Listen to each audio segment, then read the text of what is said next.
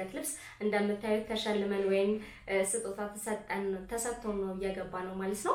አዘጋጆቹ ሙሉ በሙሉ የሀበሻ ልብስ ነበር እየለበሱት። አጠቃላይ ድባቡ እንግዲህ ኢትዮጵያዊነት የሚንጸባረቅበት ሀበሻነታችን ላይ ኩራት እንዲሰማን ኢትዮጵያውያን ስለሆነን ብዙ ልዩነቶች ቢኖሩንም እንኳን አንድ የሚያደርጉ የሚያስተሳስሩ ደግሞ መልካም ጎኖች እንዳሉን እነሱን ደግሞ አጉልተን እነሱ ላይ መሰረት አድርገን ብንሰራ ደግሞ የተሻለች ኢትዮጵያን መፍጠር እንችላለን የሚል እሳቤ ያላቸው። ይህንን በእርግጥም እኛ በጣም የናፈቀን ጉዳይ ነው አይደለ? ኢትዮጵያዊነት በጣም ናፍቆናል። ባንዲራዎቻችንን ማየት እንዲሁም ደግሞ በቃ ሁላችንም በፍቅር በሰላም የምንገናኝበት ስለ ኢትዮጵያዊነት ብቻ የሚወራበት ኢትዮጵያዊነት ከምንም ነገር ከብሔርም ከምንም ከዘርም በላይ ሆኖ ደምቆ የሚታይበት ቀን ናፍቆናል። ሁላችንም ልብ ውስጥ ያለ ጉዳይ ነው ማለት ነው። ታዲያ እዚህ የባህላዊ ሙዚቃዎች፣ ባህላዊ ፊልሞች እንዲሁም ደግሞ የእጅ ስራዎች ቅድም እንዳልነው ፈትል ሊሆኑ ይችላል፣ የሸክላ ስራዎች ሊሆኑ ይችላሉ፣ ሰፌዶች ሊሆኑ ይችላሉ። እጅግ በርካታ እንግዲህ ቀደምት ሀገራችን በርካታ የጥበብ ስራዎች እንዳሏት ይታወቃል ማለት ነው። ከሕክምና አንፃር ባህላዊ ሕክምና ላይ የምትሰሩና በሱ ነገር ደግሞ ስኬትን ያስመዘገባችሁ ሰዎች ከዚህ ቀን ጀምሮ መመዝገብ እንደምትችሉ ተናግረዋል ማለት ነው አዘጋጆቹ። እናንተም እነዚህ ስራዎች ላይ ጥሩ ሰርቻለሁ ብላችሁ የምታምኑበትን ስራችሁን ይዛችሁ ሄዳችሁ እንድትከታተሉ እኛም ከወዲሁ እንጋብዛችኋለን። ሀሳቡን ግን ወደዳችሁት ወይ? ኢትዮጵያዊነት ማለት ለእናንተ ምን ማለት ነው? ደህና ናችሁ? እንግዲህ በትላንትናው ዕለት ሸራተን አዲስ ተገኝተን ነበረ። ምክንያታችን ደግሞ ሀበሻ እንዲሁም ኢትዮ ፊልም በተለያዩ የፊልም ስራዎቹ የምናውቀው ማኔጂንግ ዳይሬክተር የሆነው ዮናስ ብርሃነ መዋ በተለይ ደግሞ የጉማ አዋርድ በማዘጋጀት የሚታወቅ ሰውና እንዲሁም ደግሞ የኢትዮ ፊልም መስራችና እንዲሁም ማኔጂንግ ዳይሬክተር ነው ማለት ነው። ታዲያ ጥሪ ተደርጎልን እዛ ተገኝተን ነበረ።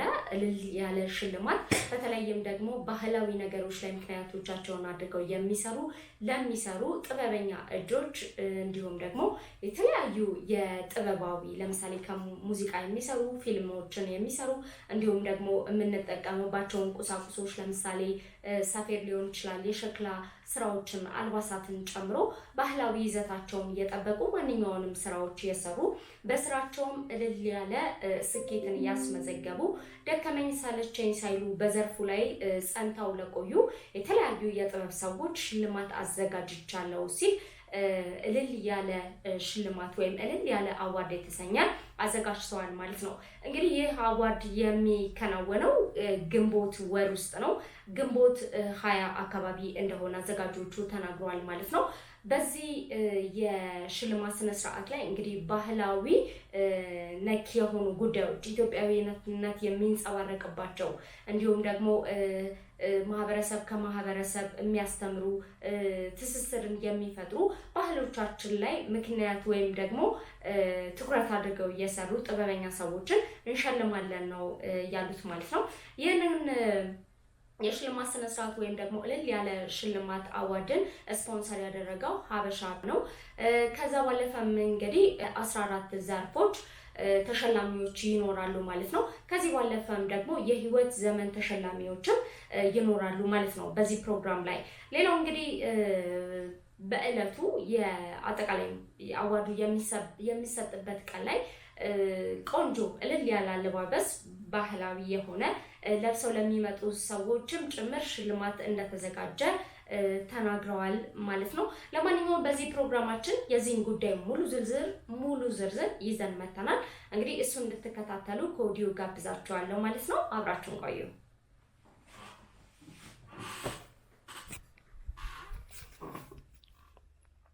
ከዚህ በመቀጠል አጠቃላይ የአዋርዱን ሂደትና አካሄድ በተመለከተ አጠር ያለ ገለጻ በሀበሻ ዋና ስራ አስፈጻሚ እንዲሁም ህዝብ ግንኙነት አጠቃላይ ደግሞ የፕሮግራሙ ዋና አስተባባሪ የኢትዮ ፊልም ማኔጂንግ ዳይሬክተር ዮናስ ብርሃነ መዋ፣ ስለ ህይወት ዘመን ተሸላሚ ደግሞ ዳይሬክተር ብርሃኑ ሽብሩ አጠር ያለ ገለጻ ያደርጉልናል። በመጀመሪያ የመግቢያ ንግግር እንዲያደርጉልን የሀበሻ ብርሃን ቺፍ ኤግዚኪዩቲቭ ኦፊሰር ሚስተር ሆሆሪ እጋብዛለሁ።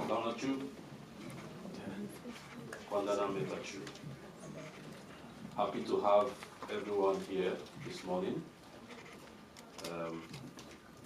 I'm happy that everybody is in line with what we're trying to do here in Ethiopia. At Habesha Breweries, we do not believe that the brand is just a product. Our firm belief is that a brand is a platform and that hosts everybody in Ethiopia. Our mission, vision is all in line and embedded in that platform. This platform is a special platform because it is embedded, designed to promote the culture, the rich culture of Ethiopia. For the past 10 years, we have been enriching this platform. We have been tuning to the platform, connecting with the platform, making sure that the Ethiopian heritage is fully promoted within and outside the country. And very recently, we have brought it even more in depth by promoting and launching the campaign Eleliako Habesha. Through this platform, we set to inspire the nation by shining a spotlight on those who dedicate their time and talent to keeping our culture alive and relevant across every sphere in the country. Today, we are even moving it to a next depth, and it's for us the birth of another milestone in this whole journey of promoting this rich heritage. We are launching the Elele Yale Award, and this award is an annual recognition, so it's going to be designed that every year we create a platform to recognize and celebrate the individuals who have gone above and beyond to popularize the Ethiopian culture. But again, it's just not an award. It's a platform for cultural pride, a stage for diverse voices, and a spark for creativity that transcends generations. So we believe that this event is not just a platform, it's not just an award, but it's something that will outlive us and will really stretch this unique culture into the length and breadth, autonomous parts of both the country and outside the country. So the vision is very, very bold. It's to build Ethiopia's leading cultural award platform, one that evolves every year. We are going to, as time goes on, introduce new categories, showcase new voices, and stay in tune with the ever-changing rhythm of our society. Because we believe that when we celebrate culture, we inspire action. When we recognize our champions, we raise future leaders. So this goes into a lot of levels, and it touches a lot of different parts of our existence and our lives. So as we step forward with this approach, we do this with deep pride. We are proud to be part of this historic movement. Proud to continue supporting the journey of sharing Ethiopian culture with the world. Thank you, and welcome to the next chapter of Eleliako Habesha. Thank you very much. በመቀጠል የሀበሻ ህዝብ ግንኙነት አቶ አዳነ ተካ አጠቃላይ ስለ አዋርዱ ያሉትን ነገሮች አጠር ያለ ገለጻ ያደርጉልናል። አጠቃላይ ሚኒስትሩ ሞን እንዳስቀመጠው ይሄ እልል ያልኩ አዋርድ ወይም ደግሞ ሽልማት ለምን አስፈለገ የሚባለው ነገር ላይ የተወሰኑ ነጥቦች እናነሳለን።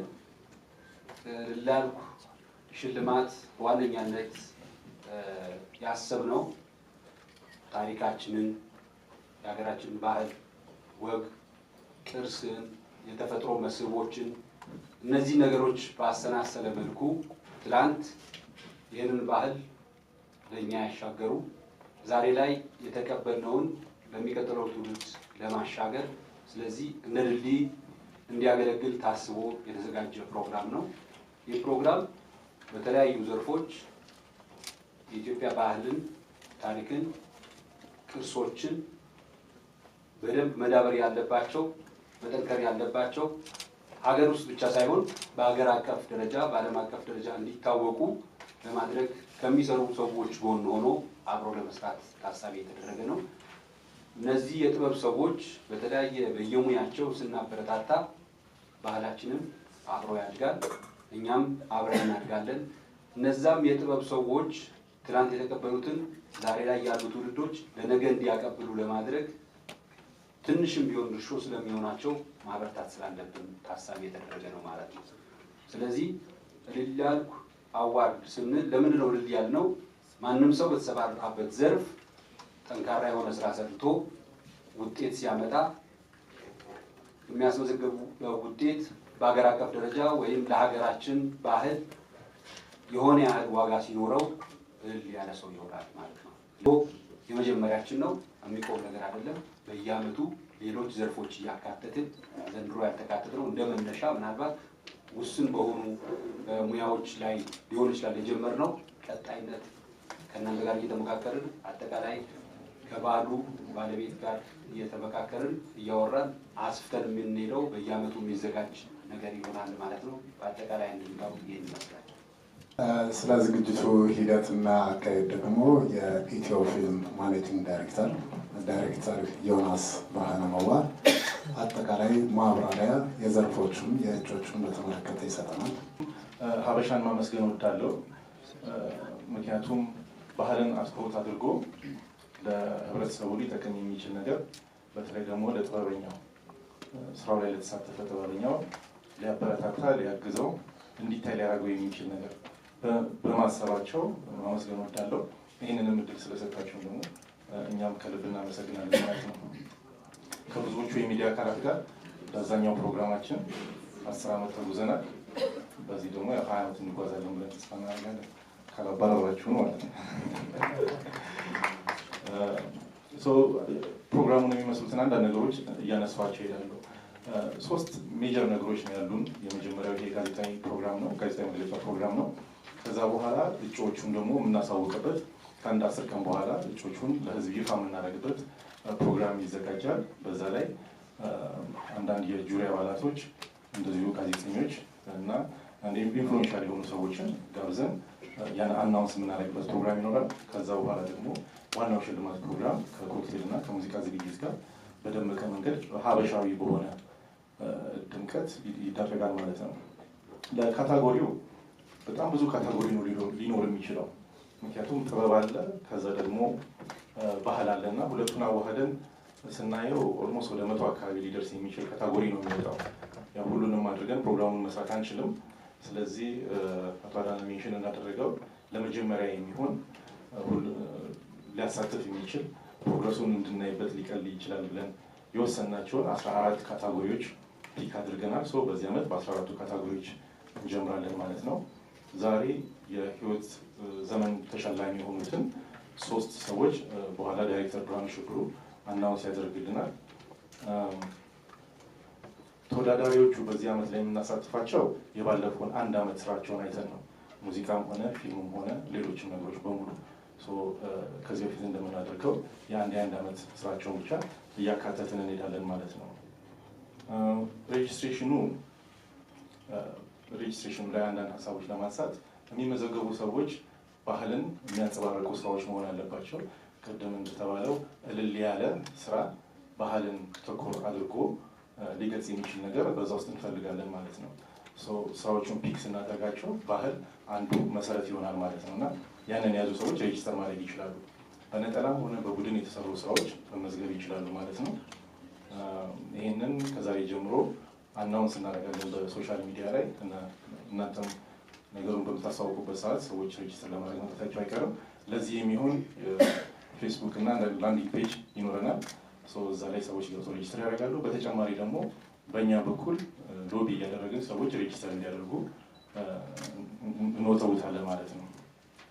ሌላው ለሴሌክሽን ፕሮሰስ ለምርጫው የሚሆነን 3 መሰረታዊ ስቴፖች አሉ። አንደኛው በምዝገባው ጊዜ ነው። በምዝገባው ጊዜ ቅድም እንዳልኩት እልል ያለ የባህል ስራዎች የተሳተፉበት ስራ መሆን አለባቸው። እንደዚህ አይነት ስራ የሌለው ስራ ከመጣ እዛ ላይ እናስወጣለን ማለት ነው። የመጀመሪያው ፓርት ሴሌክሽን ፕሮሰሱ እዛ ላይ ይጀምራል ማለት ነው። የሚሳተፉትና የማይሳተፉትን የምንለይበት። ሁለተኛው እጩዎቹን በመምረጥ ሂደት ነው። ይሄኛው ደግሞ ሌላው የመምረጫ ስቴፓችን ነው። ለምሳሌ 10 ሰው ሊመዘገብ ይችላል በሙዚቃ ክሊፕ። ከ10 መርጠን ወደ 5 ወደ 4 እናወርዳለን። ሁለተኛው ስቴፕ ውስጥ ይሆናል። ሶስተኛው ደግሞ 5 ከቀሩ ወይ 4 ከቀሩ በኋላ አሸናፊውን የምንመርጥበት ሶስተኛው ስቴፕ ይሆናል ማለት ነው። ስለዚህ ሴሌክሽን ፕሮሰሳችን 3 ስቴፖችን የተከተለ ይሆናል ማለት ነው። ለኢቫሉዌሽኑ ይህንን ተወዳዳሪዎቹ ልንመርጥበት የያዝነው አንድ አይነት መስፈርት አይደለም። ነገር ግን መሰረታዊ የሆኑ መስፈርቶች ሁሉም ላይ ይካተታሉ። ለምሳሌ በባህል ምግብ የሚወዳደር ሰው እና በባህል ሙዚቃ የሚወዳደር ሰው በአንድ መስፈርት ልንዳኘው አንችልም። ግን የሆኑ መሰረታዊ የሆኑ ነገሮች ግን ይኖራሉ ልንዳኛቸው የምንችለው። ከዛ በተቀረ ግን ሁሉም ካታጎሪ የየራሱ የሆነ ቴለር የሆነ መመዘኛ ነጥብ ተዘጋጅቶለታል ማለት ነው። በዛ መንገድ እንዳኛቸዋለን ማለት ነው። አሁን ብርሃኑ ሽብሩ ስለ ህይወት ዘመን ተሸላሚዎቹ አንዳንድ በፊት ይህንን ሽልማት ላዘጋጀው እንዲዘጋጅ ላሰበው ላሰላሰለው እና በተግባር እንዲተረጎም ጥረት ላደረጉ አካላት ከፍ ያለ ምስጋና እናቀርባለሁ። በኢትዮጵያ የኪነ ጥበብ ዘርፍ ስም እንግዲህ የተሰጠኝ የእድሜ ዘመን ተሸላሚ ነው። አንደኛው የዚህ የሙዚቃ ሪኮርዲንግ የሚባለው አቶ ፍቃዱ ዋሬ ካሴት ብሎ ነገር ሙዚቀኞች ብሎ ነገር አገራችን ሲጀመር ካሴት ማሳተም ጀምሮ ጥረት በማድረግ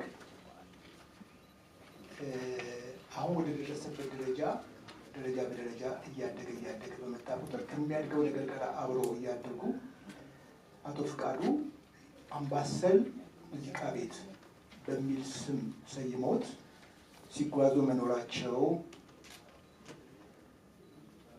የሄዱባቸው መንገዶች በጠቅላላ የሚገርሙ ናቸው። አሁን በሕይወት የሌሉ ብዙ ሙዚቀኞች አሉ። ከጥላሁን ገሰሰ፣ ከውዝነሽ ከሌሎችም እንደዚህ አብረው ካሏቸው ሰዎች ጋራ እንደዚህ እንደ ጓደኛ እያመጧቸው አብረዋቸው እየሰሩ በካሴት እያሳተሙ ሌላ ቀርቶ ለምሳሌ ህብረት ትርኢት በሚታይበት ጊዜ ህብረት ትርኢቱን ይቀዱትና በማግስቱ በካሴት ያትሙና ለህዝብ በማዳረስ ይሄ አይነት ልምምድ ይህን አይነት ሙከራ ያደረጉ ኢትዮጵያዊ የመጀመሪያ አቶ ፍቃዱ ዋሬ ናቸው። ከዚህም ባሻገር ይሄ እንግዲህ ይሄ የሆነው በተለይ በኃይለኛው ጉዳይ ላይ ይንቀሳቀሱ የነበሩት በሰባዎቹ አካባቢ ነው። ከዚህም አልፈው ለምን ወጣቶችን አናወዳድርም? የከፍተኛ ቀበሌ እነዚህ ወጣቶች አሉ። እነዚህ ክህሎት ያላቸው ልጆችን በማወዳደር ወደ መድረክ በማምጣት ኃላፊነቱን በመውሰድ ድርሻቸውን ሲወጡ አሸናፊ ለሆኑት የመጀመሪያ የመኪና ሽልማት ያዘጋጁት እኚህ አቶ ፍቃዱ ዋሬ የሚባሉ የአምባሰል ሙዚቃ ቤት ባለቤት እና ስራ አስኪያጅ ናቸው። ይህንን ስናስብ እስከ 273 ካሴቶች በማሳተም እንደገና ኮሌክሽን የሚባሉ አሉ። ሙዚቀኞችን አሰባስበው ያንን ነገር በማዘጋጀት ኮሌክሽኖችን በመስራት ግንባር ቀደምና ፈርቀዳጅ የሆኑት አቶ ፍቃዱ ናቸው። ዛሬ እሳቸውን በህይወት ስለምናገኛቸው ደስታዬን አልችለውም። ጥረታቸው፣ ትጋታቸው ስንመዝነው በየትኛውም አቅጣጫ ግንባር ቀደም በመሆናቸው የዚህን የድል ሽልማት የእድሜ ዘመን ተሸላሚ በማድረግ ተመርጠዋል። ባህላዊ የሆኑ ነገሮች ነው እንግዲህ ቅድም ጀምረን የምናወራው ባህላዊ የሆኑ ከ1940ዎቹ ጀምሮ የሀገር ፍቅር ቲያትር ከዛ በፊት ነበሩ። ሀገር ፍቅር ቲያትር እንደምታውቁት አንጋፋው የኢትዮጵያ ቲያትር ነው። ከ1940ዎቹ ወዲህ ከተቀጠሩት ከገቡት ውስጥ የጥበብ ሰዎች የመድረክ ጥበብ ሰዎች ውስጥ ስንመለከት እጅግ በጣም ብዙ ናቸው። ከ60 በላይ የሆኑ የዚህ የመድረክ በተወዛዋዥ በሉ በትወና በሉ በሙዚቀኛ በሉ የመጡት እነዚህን ሰዎች ከ40ዎቹ ወዲህ ከተመለመሉት ውስጥ በጣም በሚያስገርም ሁኔታ ወይዘሮ የሺ ተክለወልድ አሁን በነገርኳችሁ ሂደት ውስጥ ያለመታከት በዲሲፕሊን በሉ በስነ ምግባር በሉ በየትኛውም በሉት እስከዚህ ዘመን ድረስ የተጓዙ ወይዘሮ የጥበብ ከያኒ ናቸው። እኒህ ከያኒ ሚዲያ ነው የምትሉት ሚዲያ በቴሌቪዥን ስራዎቻቸው ከኢትዮጵያ ከጫፍ እስከ ጫፍ ከሰሜን ደቡብ ከምስራቅ ምዕራብ በመዘዋወር ገጠር ውስጥ እንዴት ነው የሚኖሩት? አኗኗራቸው እንዴት ነው? ባህላቸው እንዴት ነው? እርሻው እንዴት ነው? ከብቶቹ እንዴት ናቸው? ህፃናቱ እንዴት ነው የሚሄዱት? ድምፀ ቤተክርስቲያን ምን ይመስላል? በየገጠሩ ውስጥ ያሉ አዝማሪዎች፣ ዘፋኞች ምን ይመስላሉ? ተራራው ምን ይመስላል? እሸቱ ምን ይመስላል? ወንዙ ምን ይመስላል? የሚለውን ነገር አንድ በአንድ ያለ መታከት በኢትዮጵያ ውስጥ በቴሌቪዥን በተከታታይ እንዲያቀርቡ በከፍተኛ ደረጃ በከፍተኛ ትጋት ሲሰሩ የነበሩት ወይዘሮ ብዙ ወንድማገኝ ናቸው። ከዚህም ባሻገር ጸሐፊ ናቸው፣ ገጣሚ ናቸው። የኢትዮጵያ ሴቶችን ሲሰሩ ከፀጉር አሰራራቸው የፀጉር ባለሙያቸውን ፈልገው የሚገራሩ ነገሮች አሉ። የፀጉር አሰራራቸው የጀበና አሰራር፣ የምናምን አሰራር የምናምን ኢትዮጵያዊ የሆነ ከመግባቱ በፊት ምንድን ነው እሱ የሚቀቡት? ተመልከቱ። ይሄንን ሁሉ በማየት አንበርጭቃ ምናምን እያሉ የተቹት ግጥም አላቸው ቀደም ሲል ማለት ነው። ይሄንን በየጊዜው በማስተላለፍ ግንባር ቀደምነት በተራ ቁጥር 1 ወይዘሮ ብዙ ወንድማገኝ እሳቸው ናቸው። ይሄ በተለይ በ60ዎቹ መጀመሪያ አካባቢ ከ60ዎቹ እስከ 70ዎቹ ድረስ ባለው ጊዜ ውስጥ ሁልጊዜ ስከታተላቸው ይገርመኛል። አሁን እነዚህን የእሳቸውን ስራዎች ለማየት በተለይ የመገናኛ ብዙኃን የሆናችሁ ገብታችሁ መነን መጽሔትን ይዩት። ገብታችሁ የዛሬቱ ኢትዮጵያን ተመልከቱት። ድምፅ ጋዜጣን ተመልከቱት። አዲስ ዘመን ጋዜጣ ተመልከቱት። እዛ ውስጥ የጻፏቸው ሁኔታዎች አሉ። በሄዱ ቁጥር ግራና ቀኙን እያዩ የሚያልፉት ነገር የላቸውም። ግራና ቀኙን እያዩ የሚያልፉ ነገር የላቸውም። በተለይ ሁልጊዜ የሚገርመኝ በተለይ ከህፃናት ጋር ያላቸው ጉዳይ ከጥበባዊ የባህል ጥበባዊ ጉዳይ ጋር ያላቸው ናቸው። አንዱ ወቅት ላይ ወሎ ውስጥ ሄደው ህፃናት ልጆች ማሲንቆ ሲጫወቱ ያገኟቸው ነገሮች አሉ። ካሜራማን ፎቶግራፍ የሚሰራ ጓደኛቸው አላቸው። እዛ ላይ ልጆቹን ይጠይቋቸዋል። ከየት ተማራችሁ? አባታችን ያስተማረ። ሰው ሲመጣ እንግዳ ሲመጣ ይከቡና እነዚህ ህፃናት ልጆች ማሲንቆ ይጫወታሉ። ተመልከቱ። ከሀገር ባህል ማሲንቆ፣ ክራር ወዘተ ከሚለው የሙዚቃ መሳሪያ ጀምሮ እስከ እጽዋቱ ድረስ የኢትዮጵያ እጽዋት ምን ይመስላሉ፣ ምንድን ናቸው፣ እሱ የት ነው የሚገኙት የሚለውን በሙሉ በመስራትና በኢትዮጵያ ቴሌቪዥን በማስተላለፍ ግንባር ቀደም የመገናኛ ብዙኃን የቴሌቪዥን ሰራተኛ አቅራቢ ናቸው። ወይዘሮ ብዙ ወንድማገኝ በዚህ አስተዋጽኦ እጅግ ብዙ መንገድ የሄዱ ታታሪ ወይዘሮ እንደነበሩ በማሰብ በዚህ በተዘጋጀው የሽልማት የእድሜ ዘመን ተሸላሚ እንዲሆኑ ተመርጠዋል ነው። ይሄ ነው እንግዲህ በዚህ ጉዳይ ላይ ያዘጋጀሁት። አመሰግናችኋለሁ።